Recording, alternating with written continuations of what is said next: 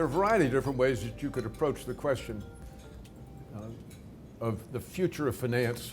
I do think we've been brilliantly clever in finding a field in which there's so many different opportunities for us to do better or to do things that are better, either one. And we could do a variety of different things better and better and better. So this could go on for a couple of centuries as we aim to make ourselves better matched to what we have aspired to be for some time. I have what I consider the best opportunity that we have had in the last 50 years to do something truly useful, to express the values that we hold for ourselves to large numbers of people. And what I'm going to address directly is the enormous problem with 401k plans, which, contrary to hopes and expectations when they first started coming out, are not being fulfilled and are on their way to creating the largest number of elderly, poor people that our country has had since the end of the Second World War. The largest number of elderly, poor people that our country's had since the Second World War. We're talking about somewhere between 20 and 25 million people not having that magical word for their retirement, which is the word enough. And a little bit of history would give you a framing for it. We all know that we're all entitled as human beings to retire at 65. That's been inculcated into our way of thinking for years. How many of us really know where the hell did 65 come from? Well, I have found out. It came from Germany. And why was it in Germany? Well, Baron von Bismarck, you remember back in the late 1800s, he was running Germany. He had led the process of bringing all the different states that spoke the German language into one combined nation. And it was an extraordinarily powerful nation that would be controlled by the state of Prussia. That's where he came from.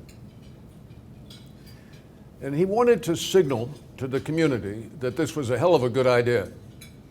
And he was looking for things that he could use that would really make a wonderful difference. And one was to improve the quality of education in the German language, literature, and culture, particularly the music. Another was to reach out to technology to symbolize extraordinary ways. One of the most obvious things was telegraph was just taking off, and it was really effective. And if you combine that with the mail service, you could have daily deliveries of letters and minute-to-minute deliveries of telegrams. And the communications increase would bring people together into more of a community. Terrific idea, but he thought it'd be better to have another technology, and the obvious technology in those days was railroading. If you built a really good railroading system, you could bring fresh vegetables and fruit from the farms to the cities, then you could bring coal and iron ore together to be able to make steel, and a series of other things like that. Vacation travel became normal, access to your long-distance relatives became comfortable, a variety of different things. It was going along pretty well until the newspapers started reporting a series of traffic accidents on the railroad system, which caused people to get killed and serious harm done. And they were wonderful headlines. Baron von Bismarck was not pleased. So he got his guys together and said, what can I do about this? And they said, well, Baron, you got a problem because you wanted to get people to come over and work on the railroad and nobody wanted to leave their farms. And so you guaranteed them lifetime employment if they would come and work on your railroads. So you got to pay them. But we've studied the question and we find that there is a way of controlling the cost. Work crews that are out working on the rails are lifting heavy pieces of steel, big pieces of wood, heavy coal shoveling. It's tiring work for a man of 40. For a man of 50, it's really hard. For a man of 60, it's getting beyond capacity. And what happens in the different work groups is the guys will get together and say, poor old George, he's too old for this kind of work. Let him do the switches. There's George sitting out on a beautiful sunny day, only 3 or 4 switches to be thrown in the course of a full day shift. And he kind of thinks, well, I might just take a small nap. There's no reason not to. It'll be another 2 hours before the next express train comes through, and he dodders off and forgets to wake up. And that's the cause of the accidents. Well, the Baron obviously said, we got to stop that right away. Don't let them do it. Well, you've got to pay them. I don't care if I pay them or not. I'm not going to let them have those accidents. That was the creation of pensions. And the age 65 was set because he didn't want to spend a hell of a lot of money, but he wanted a lot of benefits. So the minimax was 65. Very few people lived as long as 65 in those days. Expectancy at birth of your life be somewhere in the high 40s, 47, 48. But of course, if you were a laborer, it'd probably be somewhat less than that. So there wasn't very much risk of paying people over 65 for a year or two before they finally had doddered off. And that was established before the British government under Chamberlain and Churchill decided that they should have pensions. And they checked it out. They were thinking of 70, but then they found that the Germans had 65. And they said, you know, the Germans have made something about this 65. The newspapers are going to report it, and it wouldn't be smart politics for us to come in at 70 with a benefit. We better stick with 65. Then in the 1920s, the US government was doing a lot of railroad legislation and regulation because the railroads had behaved in ways that were considered inappropriate by large parts of the population. And they were looking for the right way to do things. And they went to all the best railroad operations to find out what were they doing. One of the things they learned was German railroads are terrific. German railroads have this interesting thing called retirement at 65. Sounds pretty good to me, said some of the labor leaders, and they decided that they would go for it. So in the railroad legislation of the 20s, we as a nation bought into 65. Then 1935 in Social Security, what are you going to do? You look for a precedent. Where do you look? In the government regulations. Where was the regulations? They were in the railroading. The fact that they'd come from 1893 in Germany didn't make any difference to anybody in 1935. And so we signed on for 65. And we've stayed with 65 ever since. Now we are modifying that to be 67, but we're doing it at such a gradual pace that it will be a long time. And I will be long gone before we get to 67. So that sets one frame. The second thing that's happened is that we behave better. We eat less heavy foods. We eat less volume. We're more interested in exercise as a population. We do take care of ourselves considerably better. We also get all kinds of medication that we couldn't have gotten 25, 50, 75 years ago. So we're living longer lives. Unfortunately, for those of us who are getting out farther and farther, the tail end of the curve is not filled with joys and happiness and content. The end of the tail is really pretty tough. About half the people in this room will need assisted living before they die. About half of any group of people would need assisted living before they die. 2/3 of your lifetime expenditures on healthcare will be spent in your last 6 months. You may not enjoy yourself, you may not be having any fun, but we're going to damn well keep you alive. It's very expensive because it's all the latest and greatest in terms of equipment and medication, but that's the way it goes. Those two lumps of expenditure are seldom discussed by nice people. I have never had anybody bring it up for me. And I'm pretty sure if somebody did, I would change the subject fairly soon. It's not a happy idea. So it's that context that you then recognize the average person at 65 in this country has a life expectancy of about 22 years. Women a little bit more, men a little bit less. But 22 years is the mean or median average, both. Phenomenal number of the people in this room will live comfortably into their 90s, and some of the people in this room will live past 100. So it's a long stretch of retirement.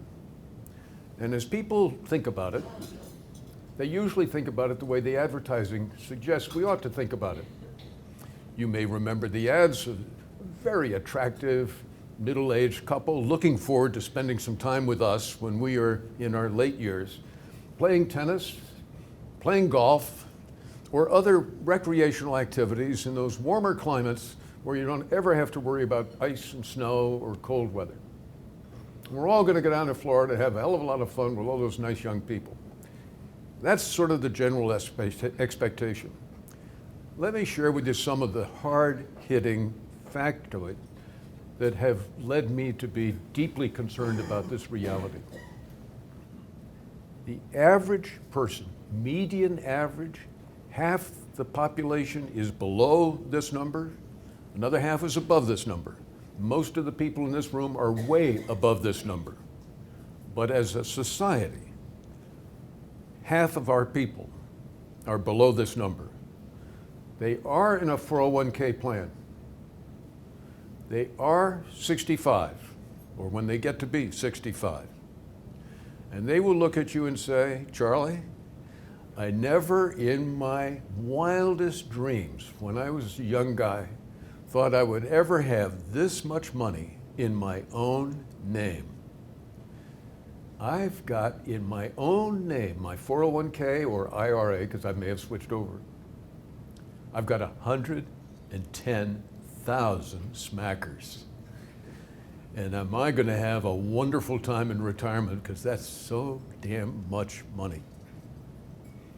Well, everybody in this room knows damn well it's not a lot of money, and it's going to drain out really fast. And what I'm here to ask for is, would you join with me in helping America understand that we're in for serious trouble? When I was 12, 13, 14, my brother and I used to compare tans on a regular basis. And I would have a darker tan than he had, and I would be prouder. He'd have a darker tan than I had, and he would be proud. We both now go to physicians at least twice a year to check for skin cancer. And both of us have had enough of skin cancer, so if we hadn't gone to see the doctor, we would both be dead. Like many of you who are my age cohort, we all took up smoking because it was a social thing to do. I stopped smoking 46 years ago. But every time I check into a medical facility, someone with obvious medical experience comes up and says, I've got a few questions I'd like to ask you. Have you ever been a smoker? Oh no, I haven't smoked for 45 years. Check, you've been a smoker. And how much did you smoke? A lot? Little? Quite a lot. 1 pack a day? No. 2? At least. Oh. Check, check. That's a long time ago. Why the hell does that have to be on my mind today? For the same reason that the concern that I hope you will all share with me on 401ks is a long time coming to fruition, but the fruition is mean-spirited and very, very painful to very specific individuals. Let me just remind you that the defined benefit plans, the company made every single decision how much money to put aside, when to put it aside, how to allocate it in assets, how to select the investment managers, which investment managers to choose, paid all the fees, and if anything went wrong, they put some more money in to put it back into the right-handed position. You had one single responsibility. Let them know where to send the checks. That's all you had to do. And it was with you for the rest of your life. Absolutely wonderful. We have not completed, but we're getting pretty close to the completion of the obliteration of that system in the corporate sector in favor of 401k plans. In a 401k plan, the employee makes the decision whether to participate in the plan at all. The employee makes the decision how much to participate. The employee makes the decision as to which asset mix would be right. The employee makes the decision on which managers will be chosen. The employee makes a decision on everything, including how much to take out and when.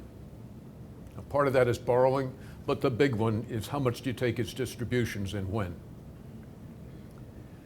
Company doesn't have any heavy responsibilities is fine, because it relieves companies of the problem that any financial manager would say to you, to me, and we would all agree very, very quickly. As a corporation with shareholders, you have a real responsibility to carefully look at whether your company should be taking a defined benefit plan and shifting it over to defined contribution plan. If you shift over, you avoid the tail risk, which is huge, and you avoid a large amount of cost and risk along the way. And other characteristics that have been brought to bear, because once you find a pool of capital, sure enough, other people find a reason for them to get involved. So the actuaries are deeply involved in determining what the rate of return expectation could be. The accountants have gotten deeply involved in deciding when you should mark to market, which means that now any company that's publicly owned and wants to have a smooth progression of earnings is at risk that there'll be something that happens way out of their control in the markets that will cause a change in the valuation, and they have to mark to market rather quickly, abruptly interrupting their quarterly earnings. The Department of Labor has regulations that have to be followed. The SEC has regulations that have to be followed. If you turn to your House counsel and say, which should we do? They say, yeah, actually, as a company in America, you have to do both, but they don't actually come together. They're in disarray with each other. There are real differences. Now, sorry, I can't give you a straight answer, but I can tell you something. 20, 30, or 40 years from now, this company could be subject to a class action lawsuit and a huge settlement because the government hasn't clarified where it stands. So maybe what you should do is stay the hell out of it and don't tell anybody anything. So the employee is not given advice on whether to sign up for the plan, is not given advice on how to think about investing, is not given advice on how much to save, because you never know, and there's no reason to incur a liability in the long run that you might want to stay away from. There is a major problem, and quite opposite to H.L. Mencken's wonderful summary judgment of his experience in the world, for every complicated problem there is a simple solution, and it's wrong. In this case, there's a very complicated problem, there is a simple set of solutions, and they're right, and relatively low cost, but only if we take action now, and only those who are in the investment profession are likely to be thinking long-term enough and have the standing enough to be able to raise the alarm. So if you hear I'm sounding a little bit like Paul Revere, good deal.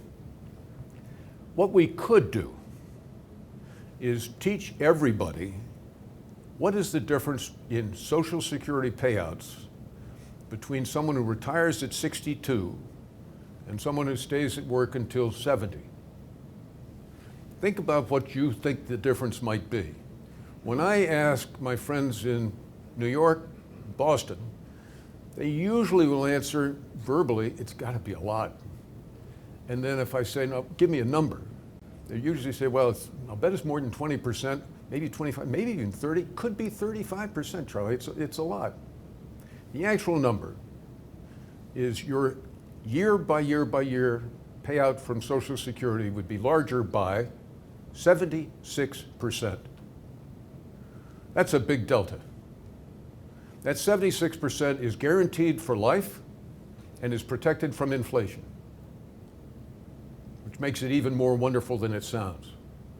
So if you put in 8 more years, every year you get an 8% raise in your Social Security, and because of the compounding, it works out to a total of 76%. Really good money. Second thing is in that same 8 years, by not taking money out of your 401k, because you are earning a living, being able to save and put money in, because it is true that in your 60s, your expenses typically go down. They start coming back up in your early 70s, and they're usually a title match between 60 and 73 or 4. And then they go up from there. But in that hollow period, you could increase your savings and contributions to your 401k plan. So don't take money out, do put money in, and let a reasonable rate of return be imposed on those assets you've got and that you're accumulating. And you wind up increasing your 401k assets by something between 150 and 250%, depending on how optimistic you are about returns. Add those two together, and huge numbers of people, something like 80% of the 20 to 25 million people, go from not enough up to I have enough if I can manage it sensibly. And let them be in low-cost index funds with the target date asset mix, and use the required minimum distribution each year as the payout level, and they will be okay.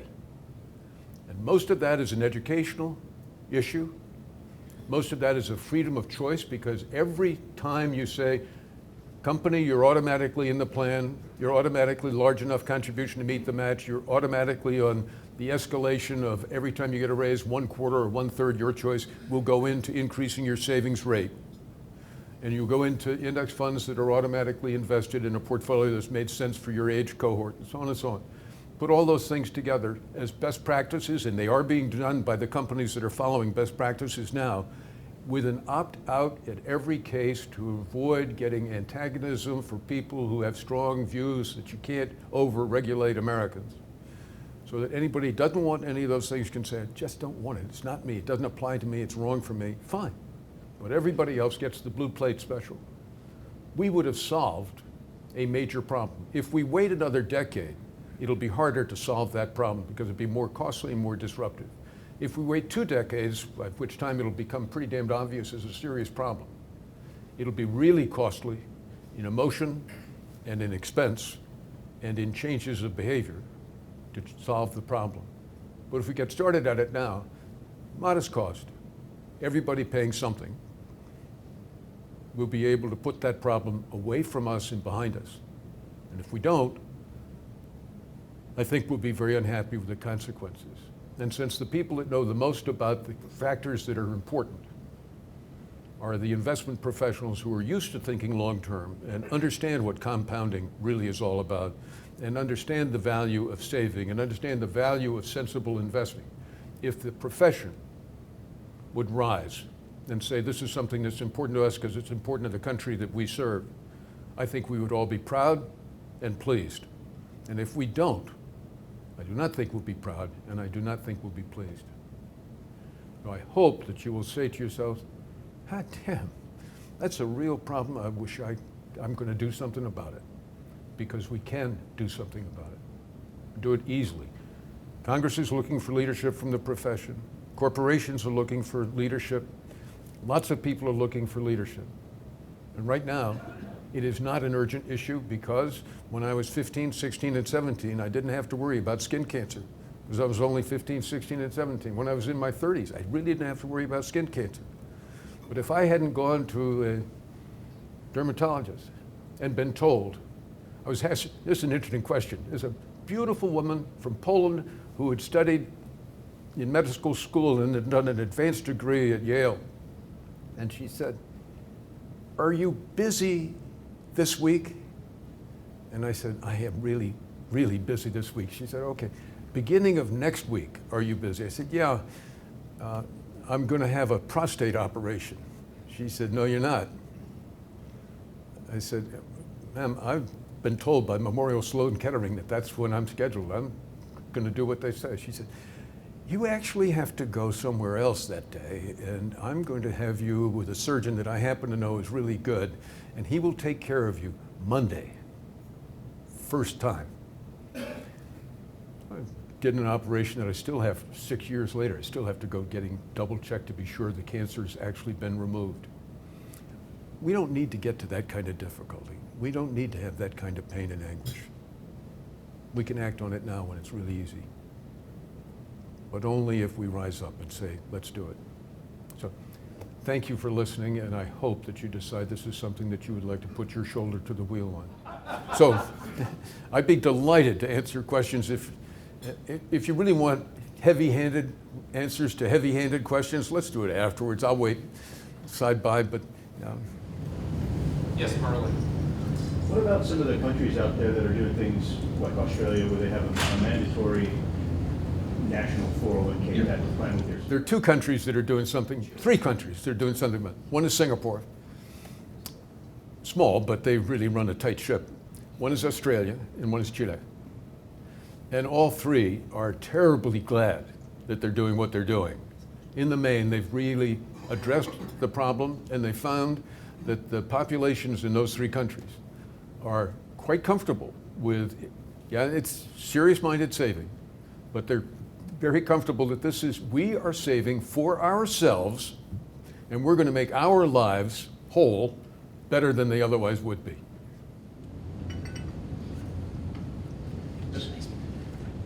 can you connect what you're asking with your seminal article that tracked the theme of murder on the Orient Express when you said we're all complicit?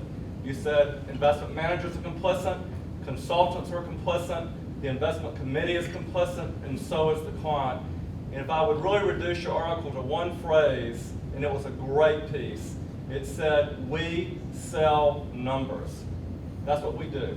So if we're to act better as a profession, if we're to rise above selling numbers, and all the advertisement, as we all know, is aimed at the 401k market, it's aimed at performance. It sells numbers. How do we break that vicious cycle? That's such a beautiful statement. I will accept that it's a question, but I will, if you don't mind, I will treasure it as a statement because it's wonderful clarifying. First, I don't think it would be very hard if all of us wrote a short letter to the CFA Institute senior people and said, we really care about this. They'd probably be thrilled to know that anybody out there was caring about anything and that they were being chosen to be leaders, and they'd probably say, God, it fits right in with our future in finance. Why don't we get serious about it? So if everybody would just take a minute when you get back to your offices to send an email to Charlottesville saying, for God's sake, do something about this. It's going to be awful if we don't. That would be wonderful. Then I'm awfully glad that you enjoyed Agatha Christie's ripoff. I thought she was, that was a fun article to write, and it's all in there. We as a society have a really interesting problem, and that is so many wonderful people with great talent and real desire to do something really well have come into the investment management world, and they have gotten the better and better and better tools. It's just amazing. If you go back to when I first came around, if you wanted to get a stock price, you had to call a broker and ask if his chalkboard had the stock price written on it, because they had young people who would erase and rewrite the prices of stocks as they came through. Today, Mike Bloomberg's got, 300,000 of his machines sitting out there cranking out any kind of data anybody wants anyway, in any correlation, at any time, anyway. It's amazing devices. The government has declared that fair disclosure means everybody knows everything immediately. If you tell anybody, that's the trigger, you got to tell everybody. There are people who are all over the world who are competing to try to figure out what should be the right price of every security. And I know they don't get it quite perfectly right, but they get it so damn close to right that it's good enough. And in a large portfolio of 60, 80, or 100 securities, it's very hard to believe that anybody's going to be able to beat the consensus of experts as they go about trying to figure out what will other people figure out and how could I enter, and all the data that they crunch through and the rigor and systematic. It's worth keeping in mind that half of all the trades done every day are done by hedge funds, and they get paid pretty well for being very aggressive on small little things. So I think you could make a pretty good argument that we've had a brilliant success. All the training and education, all those hours that people spent studying for the CFA exam or hours they spent grading CFA exams has come to a perfectly marvelous fruition, which is that the prices are close enough to being perfect that nobody can very much improve upon them. On the other hand, I think each and every one of us would have to admit that while we've been going and driving for the numbers, and we have, and we've gotten good at it, we have left behind some of the soft parts, such as the investor's true values. What is the investor trying to accomplish, trying to avoid? And it turns out that if you really study everybody individually, their assets differ over a wide spectrum. Their incomes differ over a wide spectrum. Their knowledge of investing differs over a wide spectrum. Their tolerance of risk differs over a wide spectrum. And then one after another, after another, after another differences makes it possible, I think probable, that every investor is actually unique. I know when I go to Singapore to go to the center of their military, they've got a very small, very good military. Everybody's in the military until they're 50. You go back for a couple of weeks every summer for the rest of your life. They're really quite good at what they're doing because they know it's a little bitty country. They better be prepared to be very fast on the aggression in response to any threat. I figured every time you get in a taxi cab, at that particular time you had to give your business card because they were tracking people for small disease that was spreading pretty fast. And there I am at the head of their military system, and nobody asked for identification. And I was stunned. And so I went over to the desk sergeant and I said, Sergeant, help. I've been coming to Singapore quite a lot. I was there 4 times a year for 6 straight years. And every place I go, I have to show my identification. And he said, no, we knew who you were. This is my first time. I've never been in this building before. He said, Mr. Ellis, we know exactly who you were, and I know exactly where you've been for the last 3 days since you arrived on the airplane. I said, how could you do that? Well, he said, you remember that little camera when you were checking in at customs? No, I didn't see it. Well, it's a little camera, and next time you come through, you might take a look, you'll see it. And we took a picture of your iris. And your iris differs from any other person's iris, so when you got out of your car on the sidewalk and coming in, we have a little camera. And so we did a computer match before you went through the revolving door. So we knew who you were, so we didn't have to ask. Why? Why'd you ask, Mr. Ellis? Well, just curious how you knew. And you realize if they can do that with the iris of my eye, and we've got each of us individually so many differences in our investments reality, thinking about values and getting close to what somebody really wants can be a terrific part of the professional service. Whether we get paid all that well for it or not is a different question. But it would bond relationships that would endure and last for a long time, and I believe would in the long run keep us as treasured advisors on something that really matters, instead of, otherwise I think we're going to be in for some real difficulty. The newspapers are all catching on now that, what is it, about 80% of actively managed funds underperform the benchmark that they aim to beat.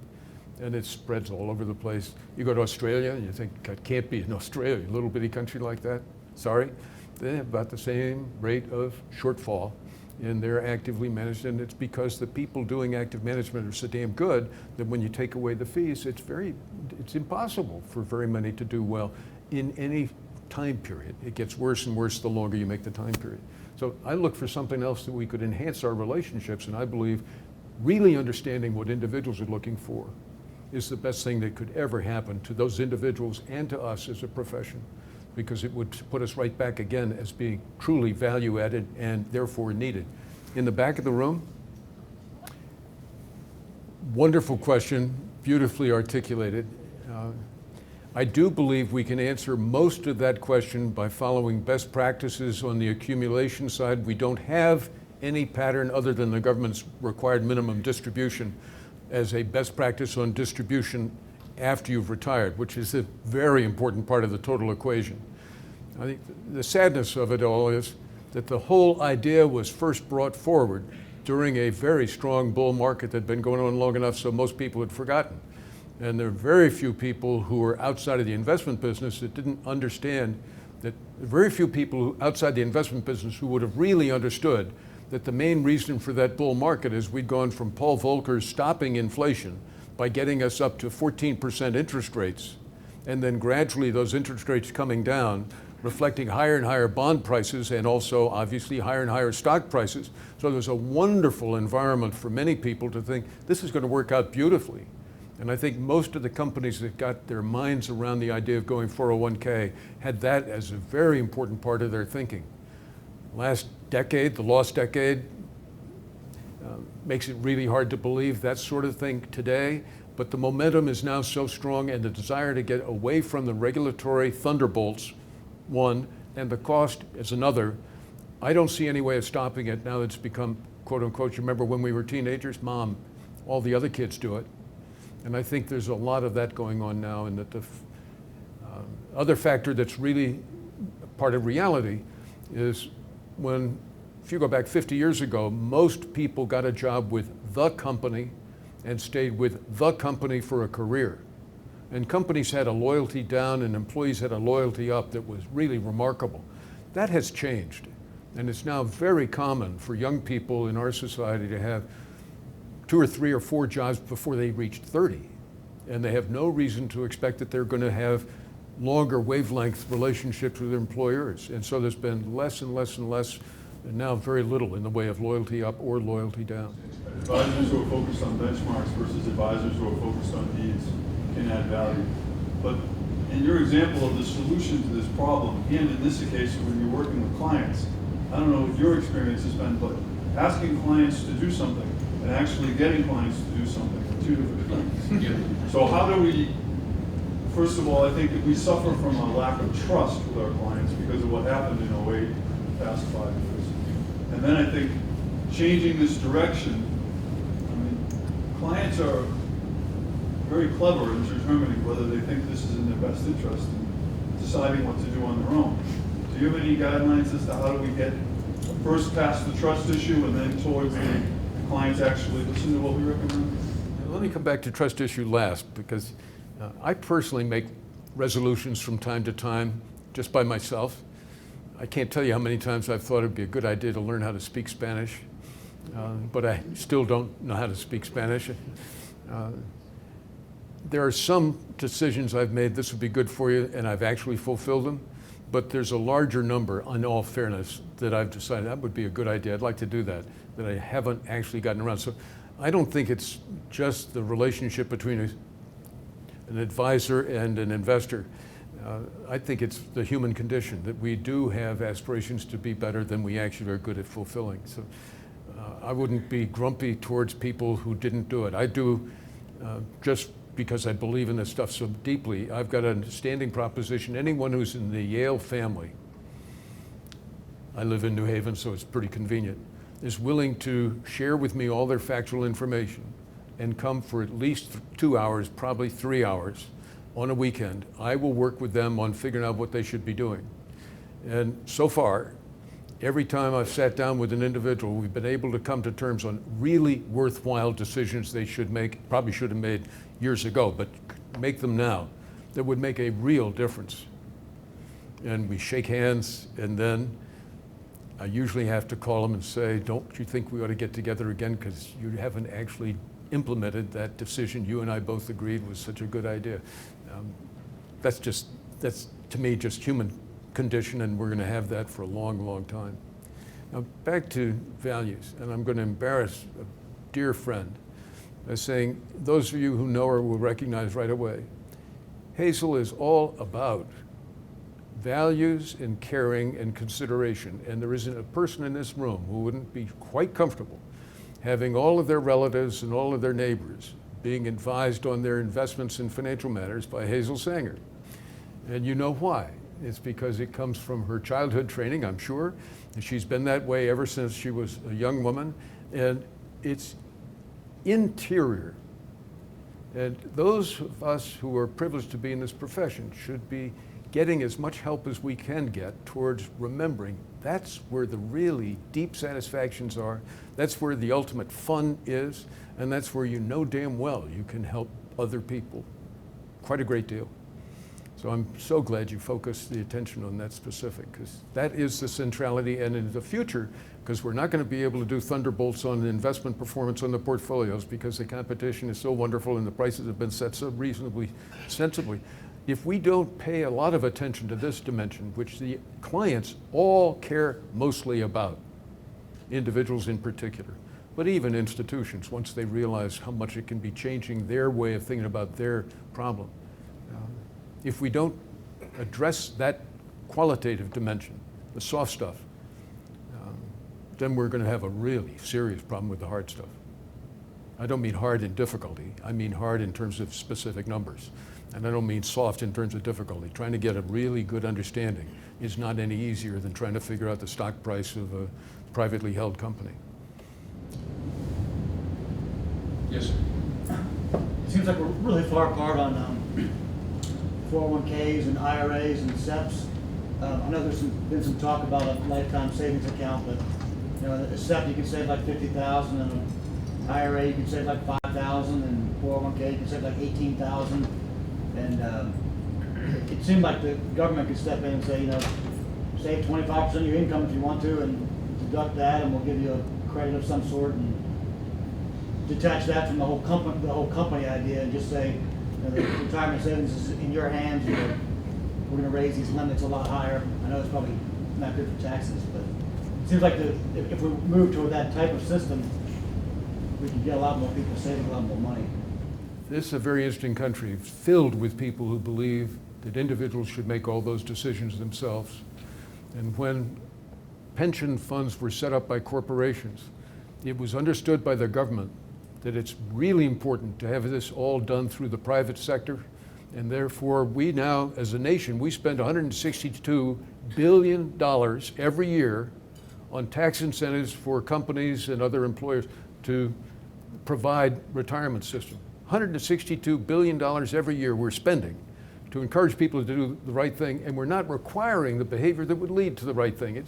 It's an interesting point of view, but the politics of trying to have anything like government mandated are dead on arrival, particularly in the last 10 years, and they're going to stay that way for some long time.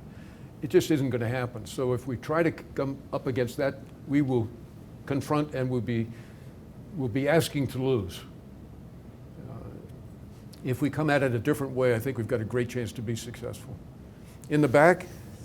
So my question is, given all of the publicity around putting the client's interest first versus all the lobby money being spent in Washington, D.C.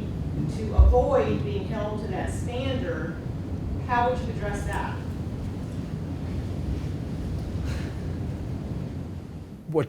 If I catch the drift correctly, we have a group of people who sell financial services at relatively high prices with relatively low values delivered, who are insisting before the halls of Congress that they need to be protected from this dreadful, stupid, ugly, mean-spirited idea of having fiduciary responsibility wrapped around their shoulders and being asked to take on the responsibility of being a fiduciary. Wait a minute. Do you know what fiduciary responsibility is?